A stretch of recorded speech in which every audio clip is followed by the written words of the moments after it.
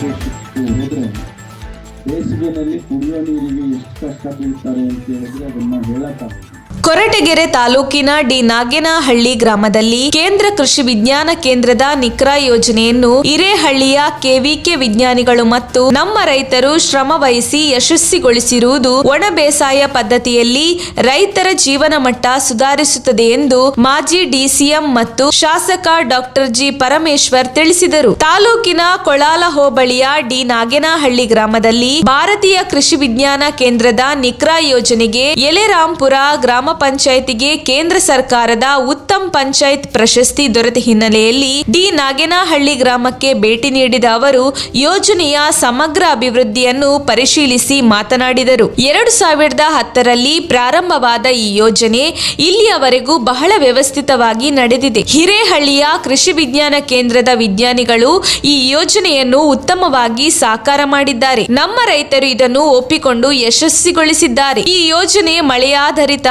ಖುಷ್ಕಿ ಬೇಸಾಯದ ರೈತರಿಗೆ ಅತ್ಯುತ್ತಮವಾಗಿ ಉಪಯುಕ್ತವಾಗಿದೆ.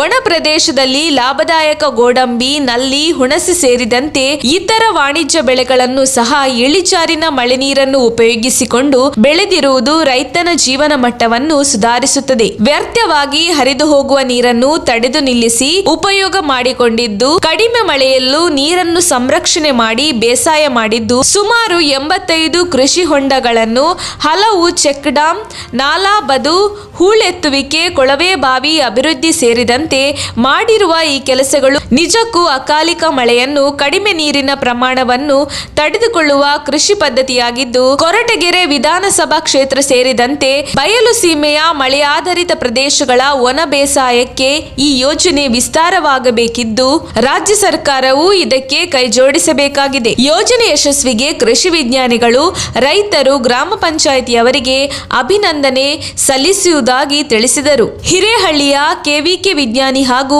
ಆಡಳಿತಾಧಿಕಾರಿ ಲೋಗಾನಂದನ್ ಮಾತನಾಡಿ, ಈ ಯೋಜನೆ ಜಲಾನಯನ ಅಭಿವೃದ್ಧಿಗೆ ಪ್ರಾಮುಖ್ಯತೆ ನೀಡಿದ್ದು, 2010ರಲ್ಲಿ ನಮ್ಮ ಇಲಾಖೆಯ ಡಿಜಿ ರವರು ಉದ್ಘಾಟನೆ ಮಾಡಿದ್ದು, ಯಶಸ್ವಿಗೆ ಎಲ್ಲರೂ ಕಾರಣರಾಗಿದ್ದಾರೆ. ಈ ಯೋಜನೆಯಲ್ಲಿ 2.00 ಲಕ್ಷ ಕ್ಯೂಬಿಕ್ ಲೀಟರ್ ನೀರನ್ನು ಸಂರಕ್ಷಿಸಲಾಗಿದೆ. ಯೋಜನೆಯಲ್ಲಿ ಕಡಿಮೆ ನೀರಿನ ವಾಣಿಜ್ಯ ಬೆಳೆಗಳ ಕೃಷಿಯೊಂದಿಗೆ ನೂತನ ಸಂಶೋಧನೆಯ ಭತ್ತ, ತೊಗರಿ, ರಾಗಿ ಬೆಳೆಗಳನ್ನು ಬೆಳೆಯಲಾಗಿದೆ. ಕಷ್ಟಕರ ವಾತಾವರಣದಲ್ಲಿಯೂ ಸಹ ಕೃಷಿ ಮಾಡುವ ಸಂಶೋಧನೆಯ ಬೆಳೆಯನ್ನು ಬೆಳೆಯಲು ಆದ್ಯತೆ ನೀಡಲಾಗಿದೆ ಎಂದರು. ಈ ಸಂದರ್ಭದಲ್ಲಿ ಡಿ ನಾಗೇನಹಳ್ಳಿಯ ರೈತರ ಗ್ರಾಮ ವಿಕಾಸ ಚೇತನಕ್ಕೆ 1/2 ಎಕರೆ, ಪ್ರಾಥಮಿಕ ಆರೋಗ್ಯ ಕೇಂದ್ರಕ್ಕೆ 1 ಎಕರೆ ಹಾಗೂ ಸ್ತ್ರೀ ಶಕ್ತಿ ಕೇಂದ್ರಕ್ಕೆ 1/2 ಎಕರೆ ಜಮೀನನ್ನು ಮಂಜೂರು ಮಾಡಿಕೊಡಿಸುವುದಾಗಿ ಶಾಸಕರು ಭರವಸೆ ನೀಡಿದರು.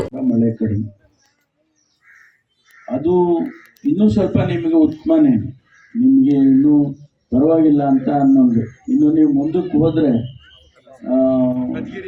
ಮಧುಗಿರಿ, ಪಾವಗಡ ಹಾಗೆಲ್ಲ ಹೋದರೆ ಬಹಳ ಕಠಿಣ ಪರಿಸ್ಥಿತಿ.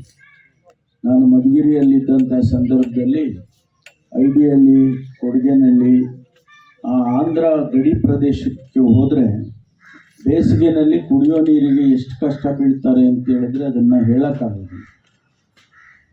ಆದರೆ ನೀವು ಇವತ್ತು ಅದನ್ನು ಅರ್ಥ ಮಾಡಿಕೊಂಡು ಇಲ್ಲಿ ಒಂದು ನೀರನ್ನು ಶೇಖರಣೆ ಮಾಡ್ತಕ್ಕಂಥ ಯೋಜನೆಗಳು, ಅದರ ಜೊತೆಗೆ ಯಾವುದು ಸ್ವಲ್ಪ ಈ ಒಣ ಪ್ರದೇಶಕ್ಕೆ ಬೆಳೆ ಬರುತ್ತೆ ಅನ್ನೋದನ್ನು, ಮಾವಿರ್ಬೋದು, ಬೇವಿರ್ಬೋದು, ನಿಮ್ಮ ಹುಣಸೆ ಇರ್ಬೋದು, ಆಮೇಲೆ ಇದು ನಾವು ಏನು ಹೇಳ್ತಾ ಇದ್ದೀವೋ ನ್ಯಾಚುರಲ್ ರಿಸೋರ್ಸ್ ಮ್ಯಾನೇಜ್ಮೆಂಟ್ ಆಗಲಿ, ಆಮೇಲೆ ಇವು ಬರ ನಿರೋಧಕ ತಳಿಗಳನ್ನು ನಾವು ಕೊಟ್ಟಿದ್ದಾಗಲಿ, ಇವತ್ತು ಇಷ್ಟೊಂದು ಅಂತರ್ಜಲವನ್ನು ಅದು ಹೆಚ್ಚು ಮಟ್ಟಿಗೆ ಮಾಡಿದ್ದು ನಮಗೆ ಎಲ್ಲ ಕಂಡು ಬಂದಿದೆ.